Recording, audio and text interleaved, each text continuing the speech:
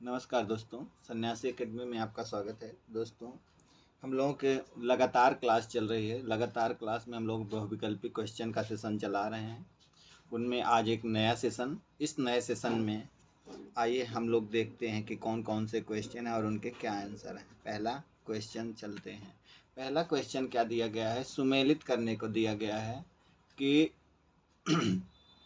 आपका दिया गया है कि एक और दो को सुमेलित करना है। उसमें दिया गया है आपका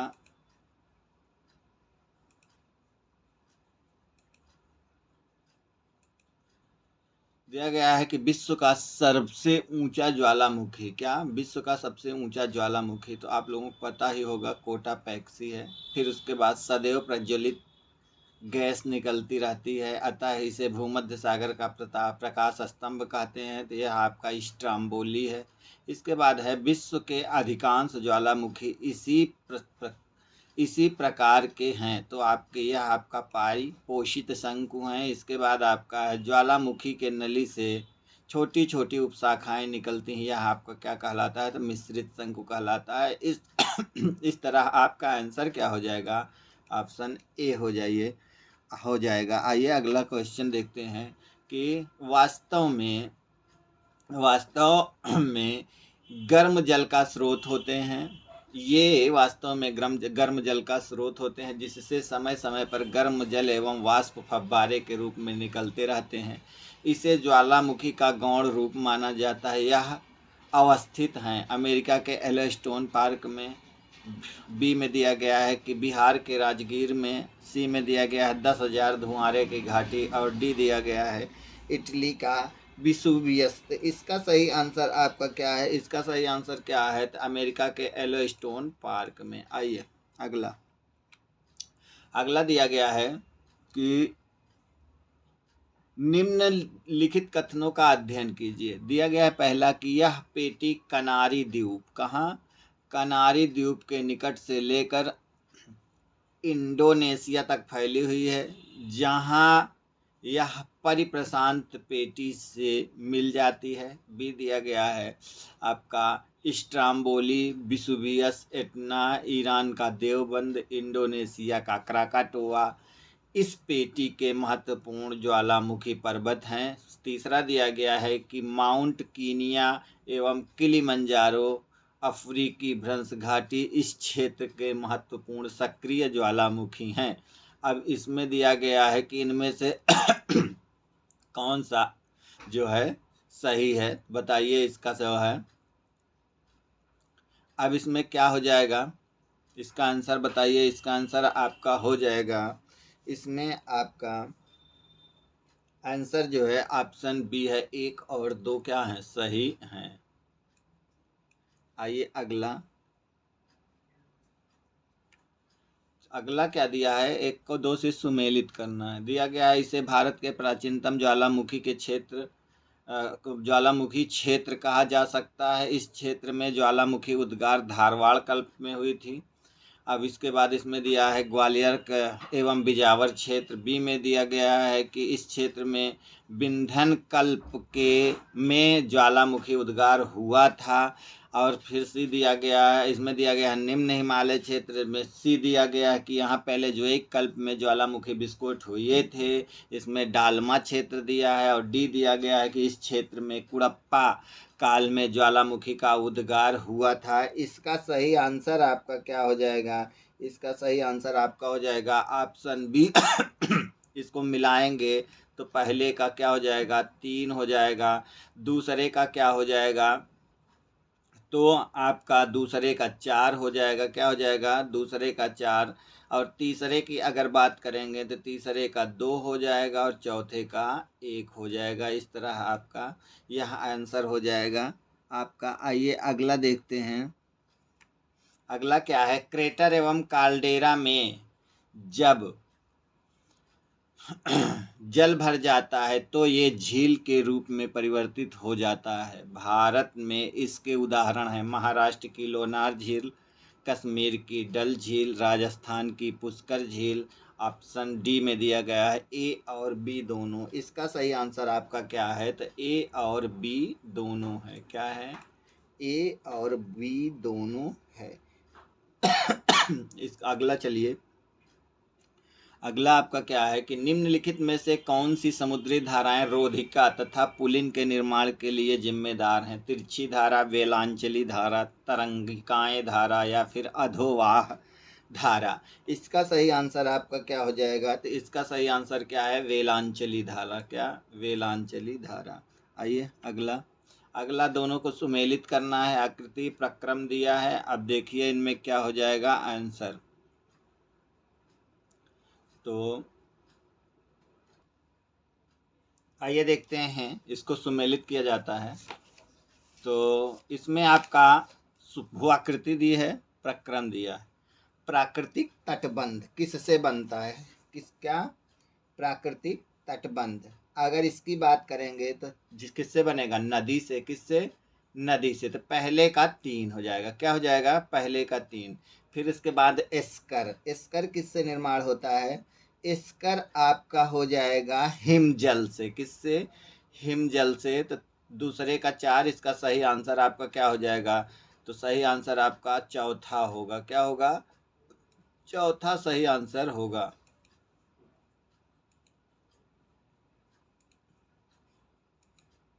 इसका सही आंसर चौथा है। आइए अगला क्वेश्चन चलते हैं। अगला क्वेश्चन क्या है? दिया गया है निम्नलिखित से कौन सा सुमेलित नहीं है? मिसिसिपी डेल्टा, पंजाकार डेल्टा, बोल्गा नदी डेल्टा, चापाकार डेल्टा, वांगहो डेल्टा, रुंडित डेल्टा, हडसन डेल्टा, एक्सचुरी। तो हडसन नदी क्या करती है? एक्सचुरी बनाती है। इस ऐसा दिया गया है। अब इसका सही आंसर आपका क्या है? तो वांगहो गलत है। क्या है? वांगहो गलत है। आइए अगला, अगला दिया है कि यदि किसी क्या दिया है? यदि किसी वलन। क्या दिया है? यदि किसी वलन, यदि किसी वलन की दोनों भुजाएं अनिवार्य रूप से समांतर व क्षैतिज हों तो वह कहलाता है समतल वलन, शयान वलन, उत्क्रम वलन या फिर अति वलन। इसका सही आंसर आपके क्या है? तो इसका सही आंसर आपका क्या है? शयान वलन हो जाता है। क्या हो जाता है? लेटा हुआ वलन। दूसरा अगला चलते हैं कि वलन, वलन जिसमें एक छोर तो 100% क्या सतत ढाल और की ओर मध्यम ढंग से झुका रहता है और दूसरा, जबकि दूसरा समकोण बनाता हुआ तथा खड़े ढाल वाला होता है। इसे क्या कहते हैं? तो समनत बलन, शयान बलन, अवनयन बलन या फिर एक नत बलन। इसका सही आंसर आपका क्या है? तो एक नत बलन है। आंसर क्या हो जाएगा? एक नत बलन। आइए अगला देखते हैं कि निम्न में से कौन मैग्मा के ठोस होने पर दीवार की तरह निर्मित होता है तथा जो अवसादी शैल के संस्तर पर लगभग लंबवत होता है आपका? इसका सही डाइक है, सिल है, बैथोलिथ है, लेपली है। इसका सही आंसर आपका क्या है? तो इसका सही आंसर आपका क्या है? डाइक है। आइए अगला चलते हैं। अगला दिया है कि निम्नलिखित कथनों पर विचार कीजिए। परिप्रशांत पेटी में भूकंप आने की संभावना अधिक होती है क्योंकि नंबर 1 नवीन वलित पर्वत का एक क्षेत्र है, बी सक्रिय ज्वालामुखी का क्षेत्र है, सी अब तीसरा आपका अपसारी प्लेट सीमांत का क्षेत्र है, डी अपसारी प्लेट सीमा का क्षेत्र अपसारी प्लेट सीमा का क्षेत्र है, अभिसारी प्लेट सीमा का क्षेत्र है। इसका सही आंसर आपका क्या हो जाएगा? इसका सही आंसर आपका क्या हो जाएगा? तो आपका 1 2 4। क्या? 1 2 4 इसका सही आंसर आपका है 1 2 4। तो ऑप्शन बी। आइए अगला देखते हैं। अगला क्या? वह ग्रीवा खंड जो सैकड़ों किलोमीटर दूर जाकर दूसरे मोड़ों पर सवार हो जाता है तथा स्थानीय संरचना में संबद्ध नहीं रखता है, इसको क्या कहते हैं? तो ऑटोक्योनस ग्रीवा खंड, बी में दिया गया है एलोक्योनस ग्रीवा खंड, सी में दिया गया है हेलवेटिक ग्रीवा खंड और डी दिया गया है ऑस्ट्राइट ग्रीवा खंड। इसका सही आंसर आपका क्या हो जाएगा? तो एलोक्योनस ग्रीवा खंड होगा। क्या होगा? एलोक्योनस ग्रीवा खंड। आगे चलते हैं। अगला, निम्नलिखित में से कौन सा एक सही सुमेलित नहीं है? आपका स्टैक समुद्री तरंगों के अपरदन से निर्मित, बाल्सन मरुस्थलीय बेसिन में अपदलन, रासायनिक अपक्षय प्रक्रिया द्वारा, टैलस पर्वतीय क्षेत्र में कंकड़ पत्थर के निक्षेप से। इसका सही आंसर आपका क्या है? ऑप्शन सी है। अगला चलते हैं। अगला, जब चट्टानों में दरार पड़ने पर इसके दोनों खंड आमने सामने खिसक जाते हैं और एक खंड दूसरे पर आरोपित हो जाता है तो निर्मित भ्रंश है नतिलंब बलन, सोपानी बलन, व्युत्क्रम बलन या फिर सामान्य बलन। इसका सही आंसर आपका क्या है? तो व्युत्क्रम बलन है। क्या है? व्युत्क्रम बलन। आई चलें। ब्लैक फॉरेस्ट पर्वत स्थित है फ्रांस में, जर्मनी में, यूक्रेन में, रूस में। इसका सही आंसर क्या है? तो जर्मनी है। क्या है? जर्मनी। आइए अगला क्वेश्चन आपका क्या है कि एक सकरी, गहरी तथा तीव्र ढाल युक्त किनारों वाली नदी घाटी कैनियन कहलाती है। कारण कि कैनियन गार्ज की तुलना में अधिक सकरी एवं गहरी घाटी होती है। अब इनमें दिया गया है कूट, ए आर दोनों सही है, व्याख्या है बी में दिया गया है दोनों सही है, व्याख्या नहीं है सी में दिया गया है दोनों सही, मतलब ए सही है आर गलत है, डी में दिया गया है ए गलत है आर सही है। इसका क्या सही है? तो इसका जो है ऑप्शन बी सही है, ए और आर दोनों सही है, व्याख्या नहीं है। बस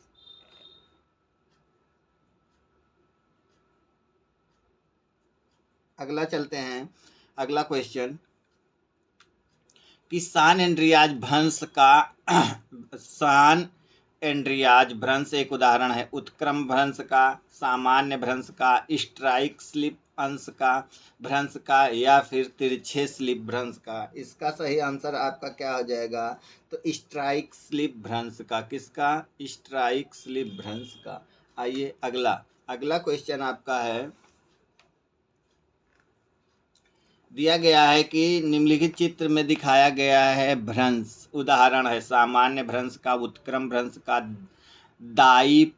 क्या तो आपका दाई पार्श्व स्लिप भ्रंश या फिर सिनिस्ट्रल भ्रंश का। इसका सही आंसर आपका क्या हो जाएगा? तो यह आपका सिनिस्ट्रल भ्रंश है। क्या है? सिनिस्ट्रल भ्रंश है। आइए अगला है कि धंसती निवेशिकाओं का संबंध है काष्ठ क्षेत्रों से, भ्रंशों से, सागर तटीय भागों से या फिर नदी अपरदन से। इसका सही आंसर आपका क्या है?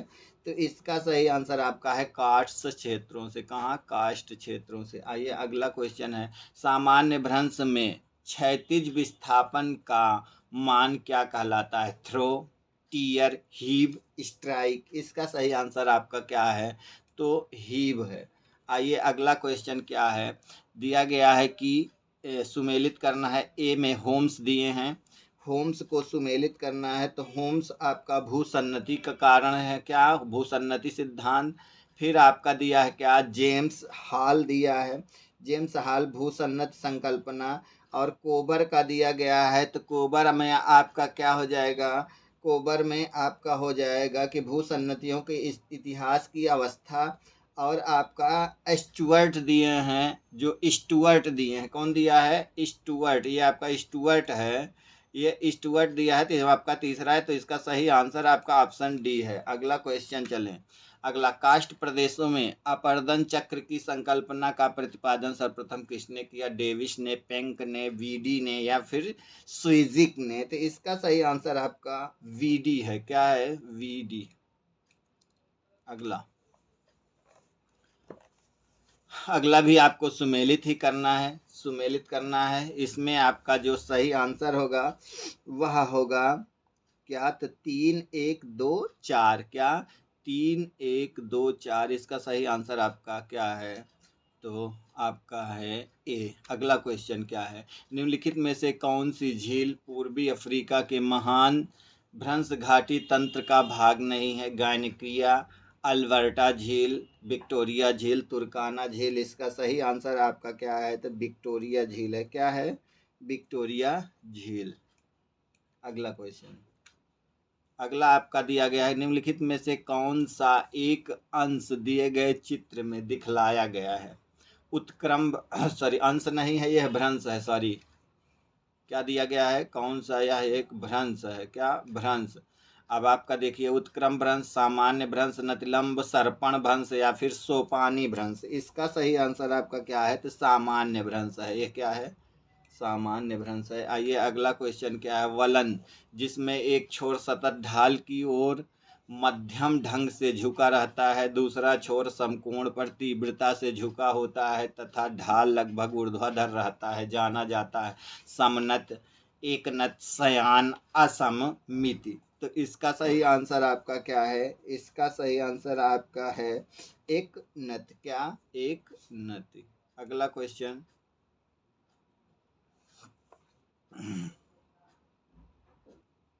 क्या है, इसका आंसर एक नति। आइए अगला क्वेश्चन चलते हैं। अगला आपका क्या है, एक नतिक वलन सामान्यतः संबंधित होते हैं। एक नतिक वलन सामान्यतः संबंधित होते हैं। तो ये आपका देखिए अंश का भ्रंश फिर हुआ है, भ्रंश का अंश, तो भ्रंश से फिर आपका विकृत संस्तर से, फिर उसके बाद दिया है प्रतिलोमन संस्तर से, फिर उसके बाद दिया है नत संस्तर से। इसका सही आंसर आपका क्या है, तो नत संस्तर है। क्या है ये आपका, इसमें देखिए मिसप्रिंटिंग प्रिंटिंग है, नत संस्तर है। क्या इसमें है, नत संस्तर। इसका क्या आंसर है, तो नत संस्तर है। क्या है, नत संस्तर। आइए अगला चलते हैं। अगला आपका अगला क्वेश्चन नत संस्तर हो गया।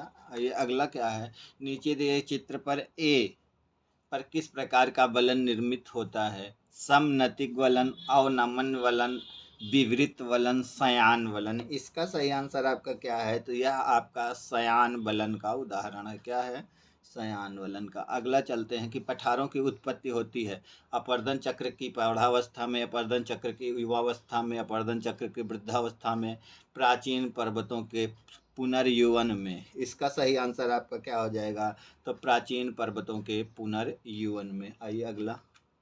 तो आज का क्लास यहीं तक। Thank you for watching. आज की क्लास यहीं तक, मिलते हैं कल फिर नेक्स्ट क्लास में, छोटा सा सेशन। और आप लोग देखिए ज़रूर, शेयर करिए अन्य लोगों को। धन्यवाद।